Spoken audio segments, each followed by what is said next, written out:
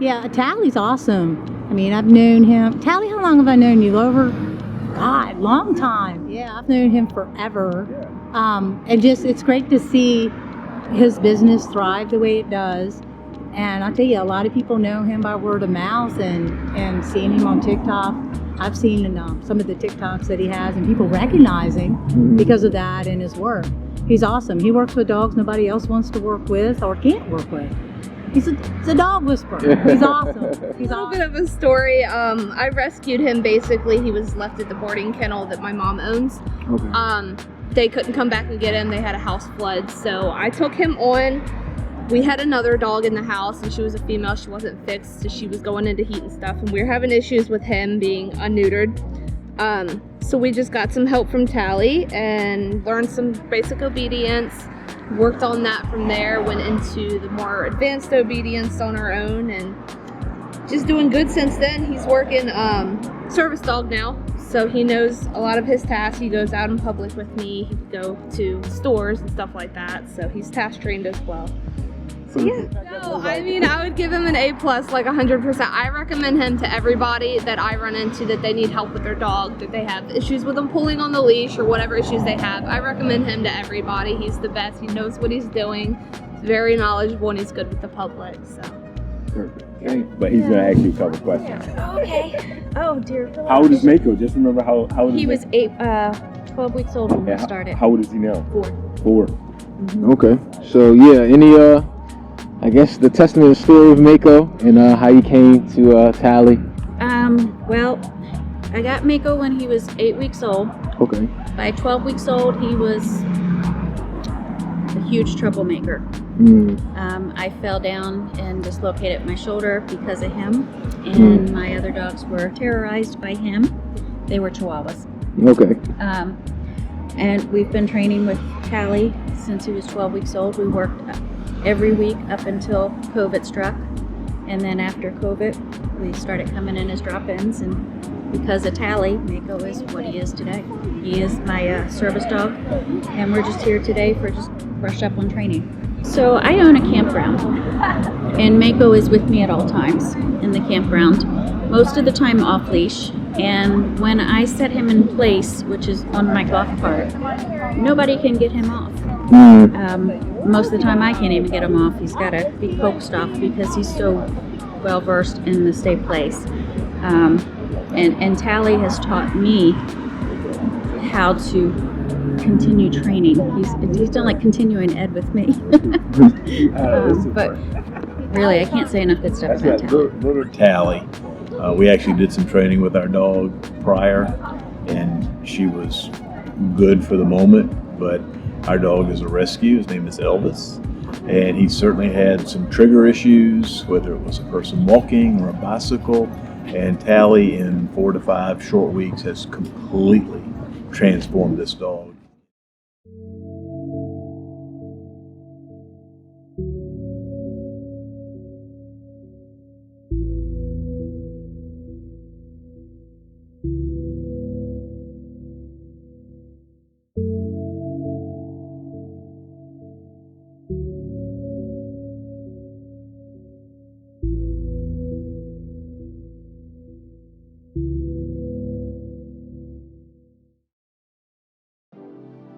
So, yeah, I've been training dogs since 2011. I started off at PetSmart, started working there.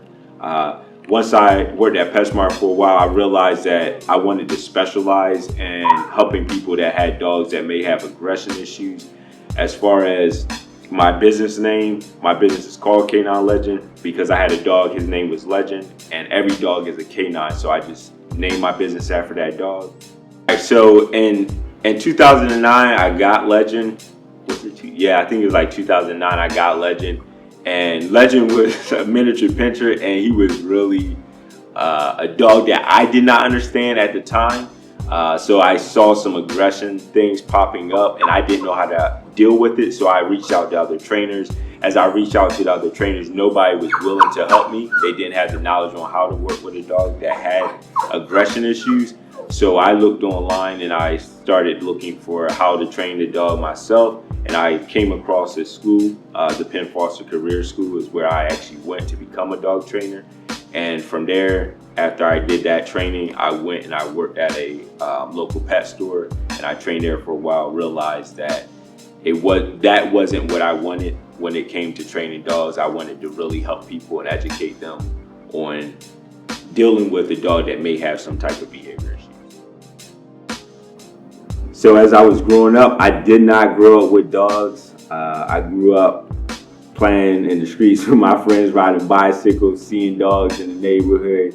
I would walk people's dogs, but I didn't have a dog of my own. I had friends that had dogs, so any friends that had a dog, I would try to go over to their house so I can, be around the dog. I wanted a dog as a kid, but my mom and my dad, they did not like dogs. We had family members with dogs, so anytime there was a dog around, you would see me messing with the dog. I didn't know anything about training the dogs at all, but I would be around the dogs and playing with them at the time.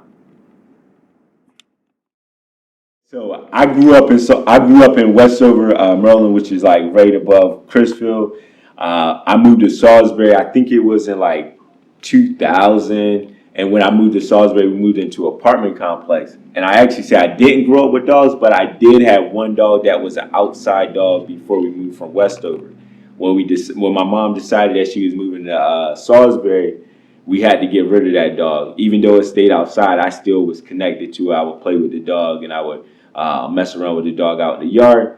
We moved to Salisbury, had to give the dog to one of my sister's best friends. They kept the dog for a really long time. The dog's name was Sheba. I would go back to Westover to visit Sheba from time to time. I remember even after graduating from high school, Sheba was still alive, so that was like 2000 when we moved, but 2008 I graduated high school. So yeah, granted that's only 8 years, but Sheba was still alive. That was amazing to me because I didn't understand dogs the way I understand them now. Say when I moved to Salisbury and I moved into the apartment complex where we couldn't take that dog Sheba at, it was a dog there. It's this guy, he had this dog named, I think it was Otis, little pug. And I saw the guy walking the dog. And I said, can I walk your dogs, right? So he let me walk his dog. And then he had another pug. It was like, he had one that was a black pug and he had one that was like a cream color pug. And I always like to walk the black pug because of, I think it was Men in Black. They had that pug on there. It was like one scene, they had like a pug on there. And I wanted to walk him. So I walked him. And his dogs ended up mating. They had puppies.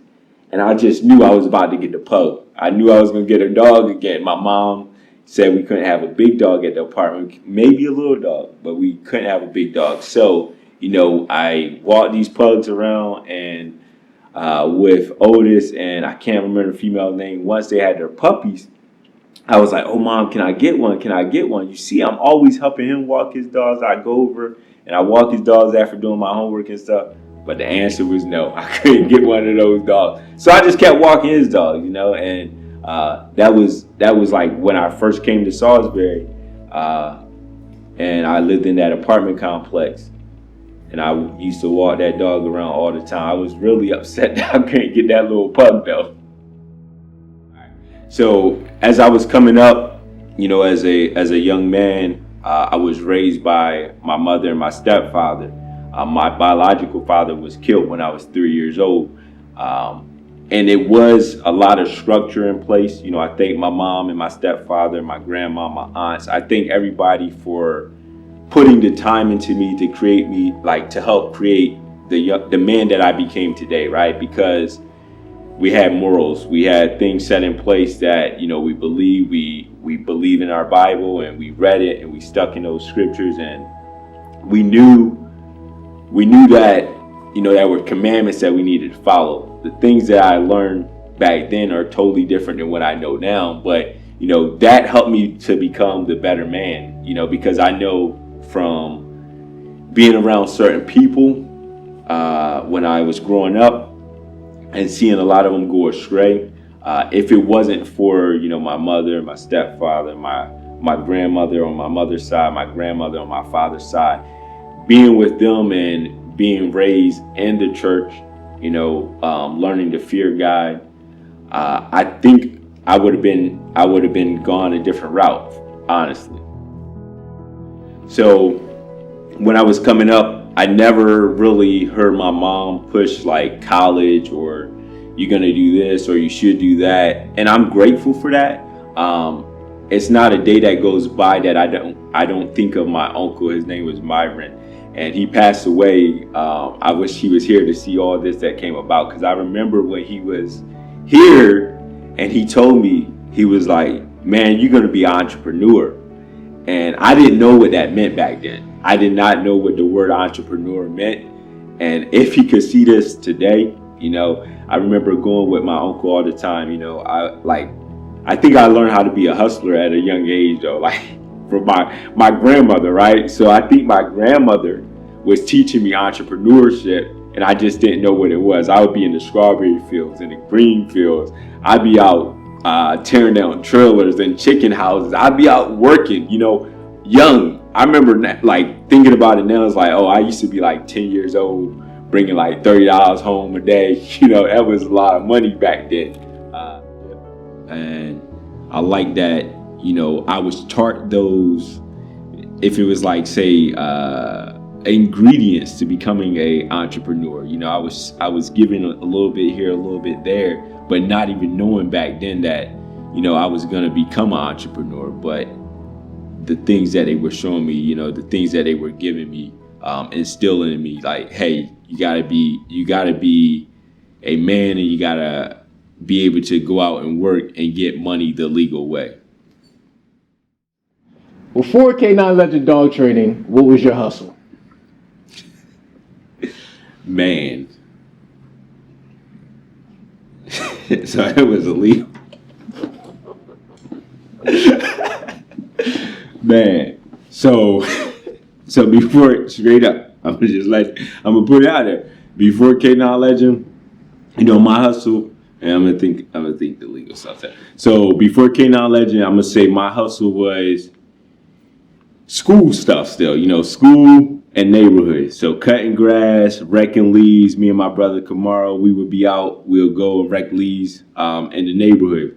You know, sometimes we trick people. We wreck leaves from one yard to the next, so we can knock on the door and wreck their leaves. You know, the other hustle was in school.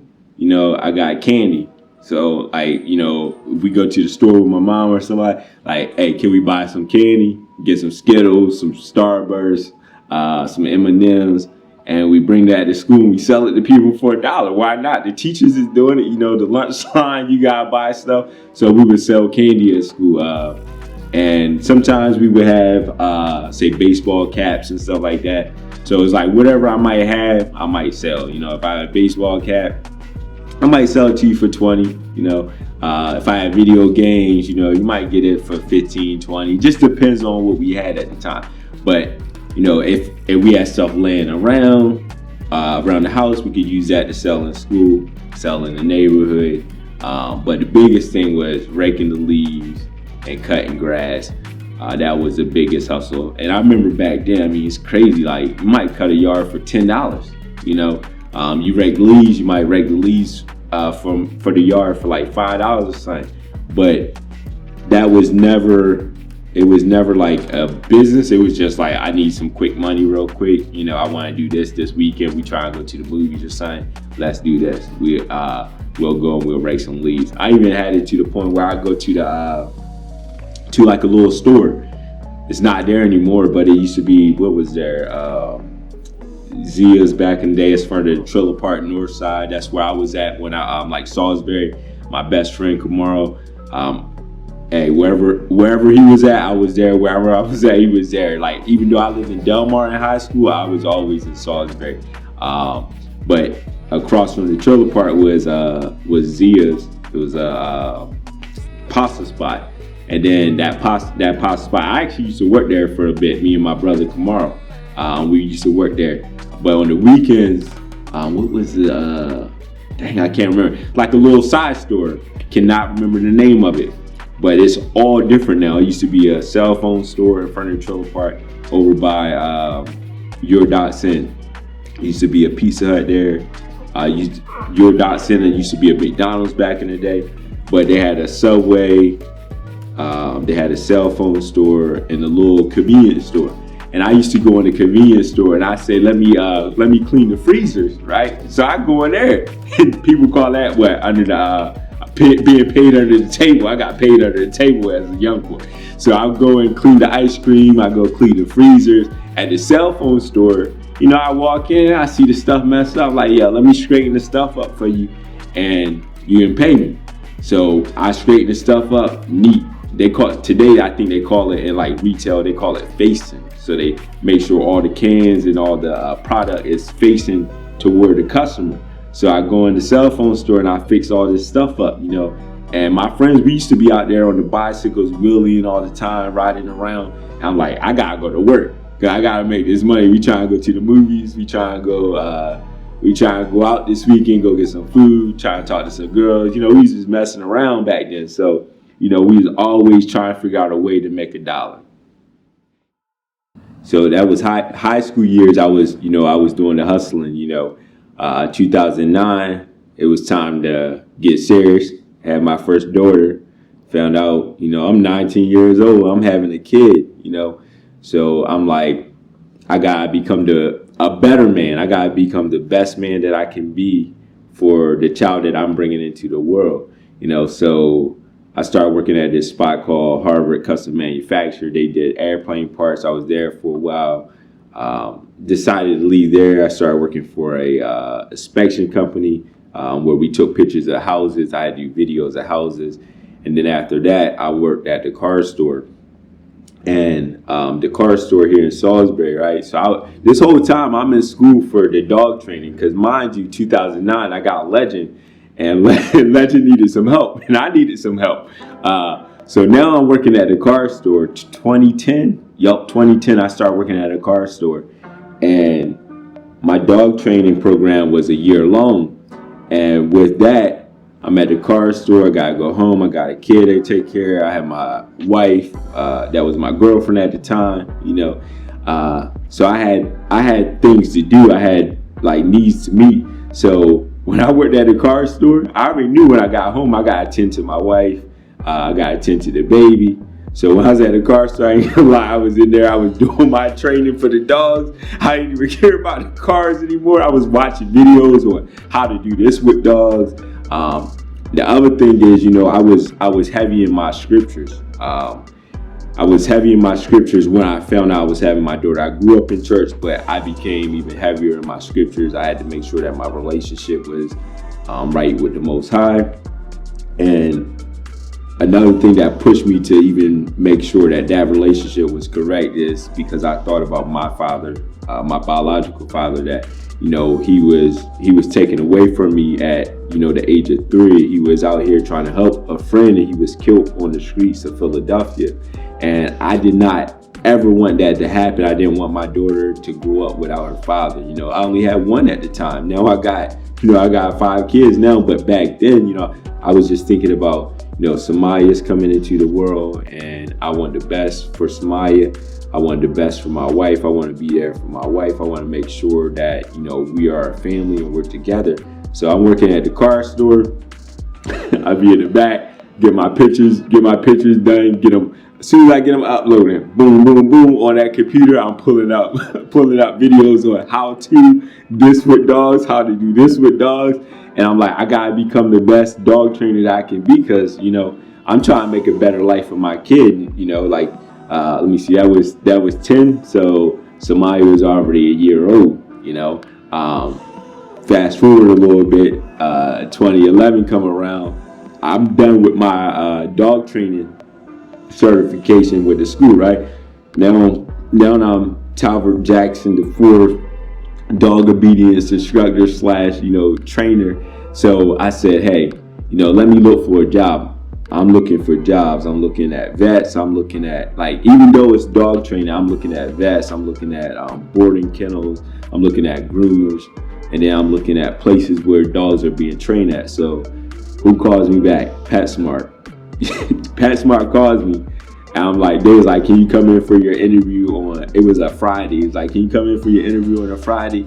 And I was like, yeah. So I remember, the reason I remember, it's now 2023. The reason I can remember way back then to 2011 is because it was hard. Like, I went in for the interview and I got home and my man Legend was not doing good. You know, I got him in the car.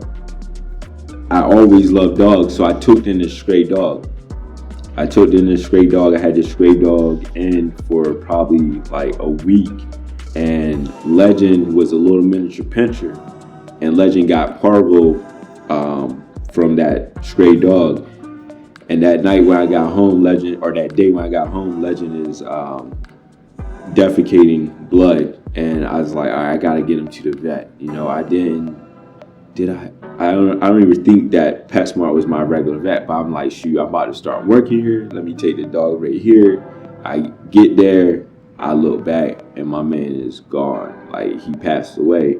So I'm like, I lost it. I call Sierra, which is my wife. I call her. I call my sister. Well, actually, I think my sister and my mom, I think they had followed me over because they already knew, like, you know, he told me that he's defecating blood. It has to be bad, you know. But Legend lives on, you know. Legend lives on through this business. That's why K9 Legend is K9 Legend today, because of Legend. Even though I said he was bad and I was a bad owner, because at the end of the day, there's no bad dogs out here. It's just uninformed humans. Like, we don't know what it is that we're supposed to be doing with the dogs. But back then, you know, 2011, you know, Legend passed, and then I started working in that vet. And as I was working in PetSmart, as I was working in PetSmart, you know, I said I need to get me another dog to be my demo dog, and I got another dog. His name was Tyson, and I raised Tyson up. He was a pit bull, right? And all right, so matter of fact, I skipped a little bit because I had Legend and Tyson. I didn't get Tyson to replace Legend. I had Legend and Tyson at the same time, right? Did I?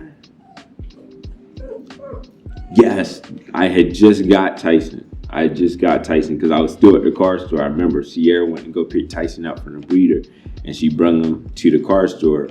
And, you know, I was working at a car store. So Tyson was a little teeny puppy when Legend passed. And, you know, man, when he left us, that was a hard day. But Tyson, you know, he was with me. Tyson was with me from 2011 until 2022. Tyson just passed last year. You know, if I didn't already have a business name, it might have been like K9 Legends Tyson or something. You know, it might have been both of them combined, because those two dogs taught me so much. You know, they taught me so much working along their side and how to become a leader, you know, with those dogs. So after 2011, leaving PetSmart, after I left PetSmart, I worked for this company called Invisible Fence. The Invisible Fence brand of Delmarva. So we install fences for dogs. I stayed there for a year and some. Yeah, like a year and some. So I left Invisible Fence and I started working at PetCR, right? PetCR, I was there from 13 to 16. Yep, 13 to 16, I was at PetCR. Meanwhile, I had two more daughters come into the mix. My daughters, Titalia and Cesaria, right? They come into the mix. I'm working at PetCR. This is basically my college, right? Like, everybody don't know it, but this is how I looked at it, as like, I'm going to college. I'm putting myself through college by going somewhere, working, getting this knowledge, and being paid at the same time, being trained on the job on how to do things, right? So I'm at PetCR 3 years. I then did 3 years at PetCR as an emergency vet. So I'm learning the health side of animals. I had no knowledge on the health side of animals. I learned all that. Then I leave there and I work at a holistic vet for 3 years, from 16 to 19, right? And I had my last daughter. Yep, I had my last daughter in that time frame. And then 2019, from 2019, I was full-time. I got this space that we're in right now. I got this space in 2018, right? So I got this space in 2018 with the goal and the mind to build my business. But I still was gonna stay at the vet because I like the vet side of things. But the vet I work for, she decided to move to Vegas, and I took it as God pushing me and saying, "Go," you know, like go. You gotta do this for you and for your family, because otherwise I would have been there continuing to help somebody else build their business. Nothing wrong with that, but I did need that push, because if I didn't have the push, I would have been there still to this day. Say 2019, forlorn. We in 2023 now. What was COVID? 2020. We went through COVID. All praises to the Most High. The business stood through COVID. So many businesses shut down through COVID. I'm not gonna lie. I did not train during COVID. The Most High made a way. He said he'll provide. He provided, because I wasn't training, so I didn't have the income to come in to pay the rent. When people told me to just sneak people in the back door, I said, nah, I'm not going to jail for nobody. You know, I had clients calling me, potential clients calling me, my dog needs to be trained. Your business is essential. Tell them it's essential. I'm like, nah, I can't do that, right? 2021, I got my son. So, I mean, well, granted, 2020, you know, we in COVID. You know, so, hey, I'm about to have my son, right? It's 21's coming around when he's being born. I find out in 2020 that I'm having a son. I got 4 daughters, right? 4 daughters. I finally find out that I'm going to have Talbert Jackson V. That comes and it's like, I'm not sneaking no dogs in the back door for you. It's not that essential to me. I'm not leaving my family. I got 4 daughters, 1 son on the way. I got my wife. And I just can't. Son, come here. Now, hurry up. I got my son, Talbert Jackson V, right? This is my little man. I find out that I'm having him. And 2021, he's born. He's born on my birthday, right? March 27, 2021. I'm March 27, 1990. I find out I had a Talbot Jackson V. It was amazing, right? And the business, that made me say, hey, we gotta push this even more. Not just because, like, now I have a son, but the Most High blessed me with a son. I'm like, dang, I got 4 girls. When we found out we having a 5th child, I'm like, man, you know, it's not wrong with girls. I love my daughters, but when I found out we was having a son, I said, dang, the Most High do love me. You know, he done gave me a son. But he made me have 4 daughters. He must look at me a different type of way. I don't know, you know, because it's like you gave me 4 daughters. Now I gotta build these girls up and get them ready and prepare them, you know, for their husbands. And, you know, you finally give me a little man that I gotta, you know, prepare and teach him how to be a man out here. I guess I grew as a man, and you decided that, hey, he can deal with having a son now, you know.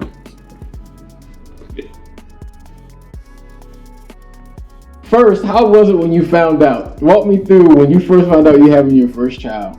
You know, what was that like? Like, was you like, what you mean? Like, what was your initial reaction? Yeah, so when I found out I was having my first child, man, I was sitting home playing my video game. I wasn't thinking about having no kids or nothing. I was like, I got the call. I'm like, man, I turned the game off. I'm playing online. I turned the game off. I'm crying. I don't know what to think. Shh, you gotta be quiet when Dad's talking. I'm playing the game. I stopped playing. I'm just crying. And first call I make, I call my brother Kamaro. I'm like, bro, Sierra pregnant? I'm like, I don't know what I'm gonna do, bro. He's like, what you mean?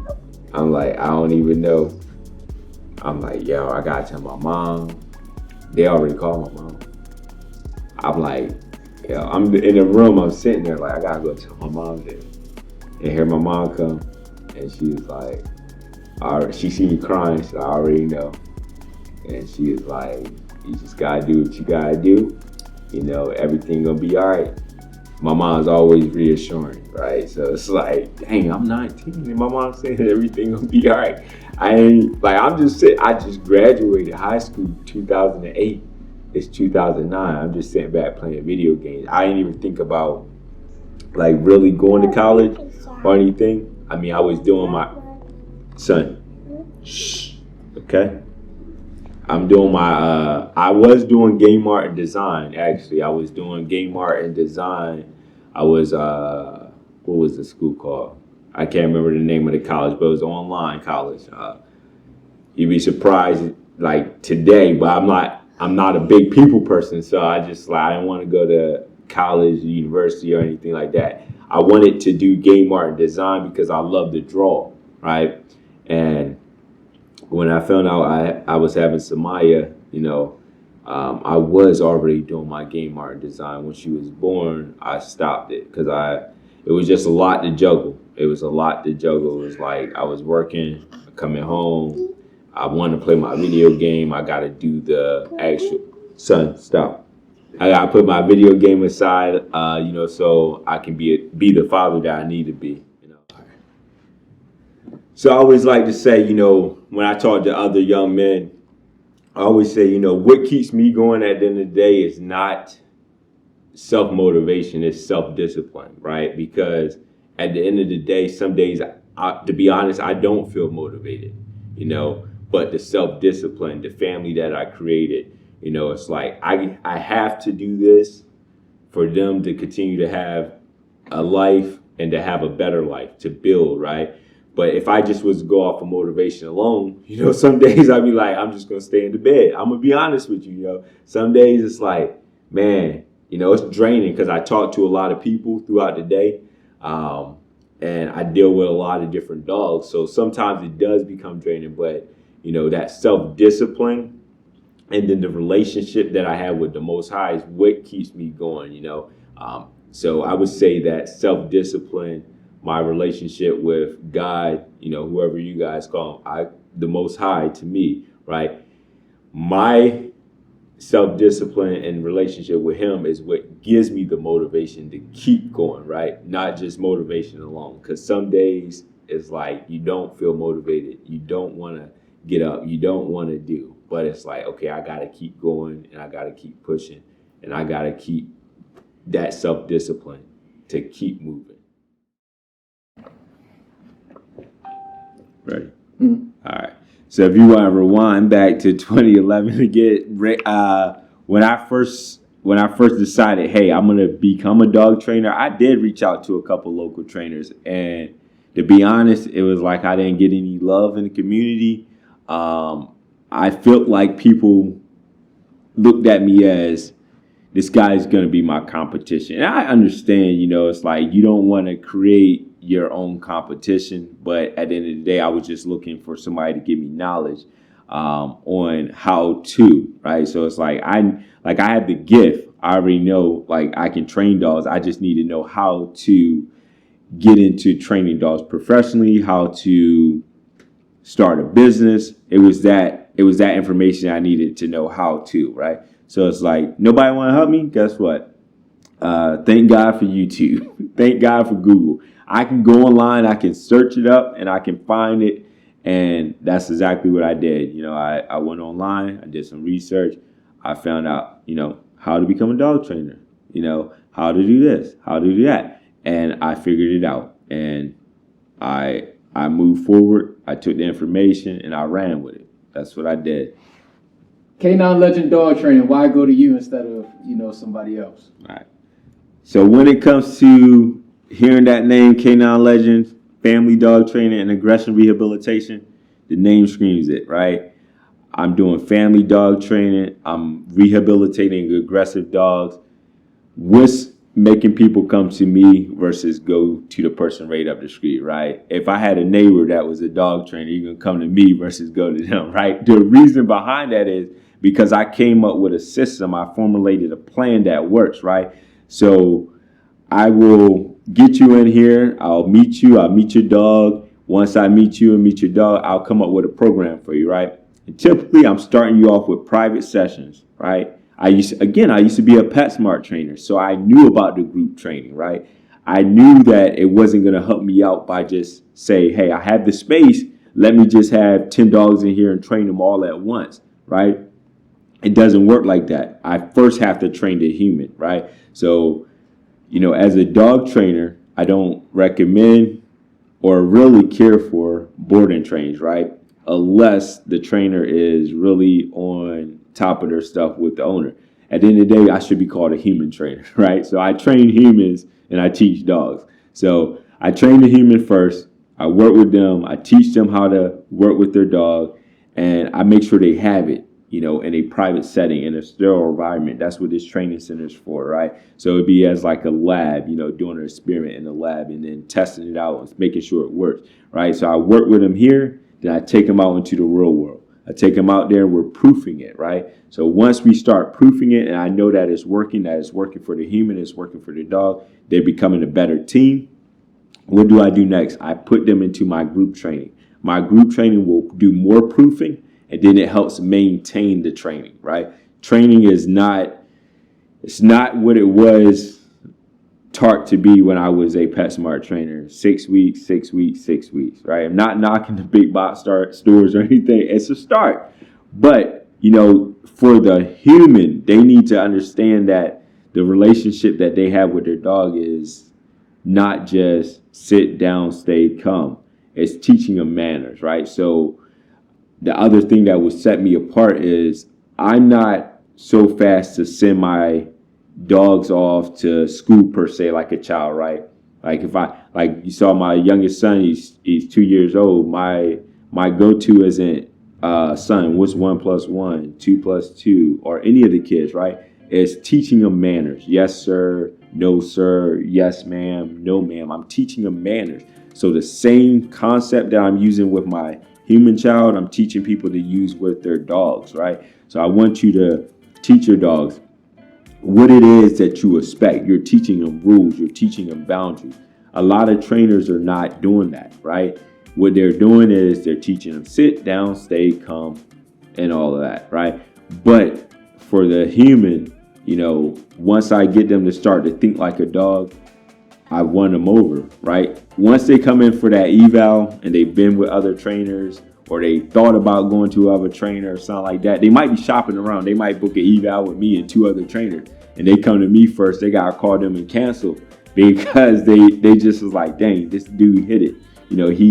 This is what I need. This is what I want. I want to totally understand my dog. A lot of other places that you go to, they're not teaching you, the human, how to understand your dog. They're just teaching you what to tell your dog, right? Versus how to communicate fully. You want a clear line of communication with the dog. You want the dog to understand what it is that you expect out of them, right? If you tell them something or you show them something, you want them to know exactly what it is that you're trying to say. And you want to hold the dog accountable to whatever you say to them later on, right? So as a trainer, teaching or training humans and teaching and working with the dogs, I've always seen that, for me, it's always about training that human being. And that's why I've been able to continue to train dogs. And I continue to have my phone ringing saying this trainer recommended you, this veterinarian recommended you, this friend recommended you. And if the trainers are recommending me, it says something, it speaks value. If the veterinarians are recommending me, it's saying something, it speaks value, right? So I get a lot of calls throughout the week where they're calling me and they say, hey, I called this trainer, but they said, I need to call Tally. Are you Tally? Yes, it's me. I'm here for you. Tally, K9 Legend Family Dog Trainer. And leaving remarks, I'm going to say, what I live by and what I always say throughout the day, if I'm feeling up or if I'm feeling down. God got me, so why not me?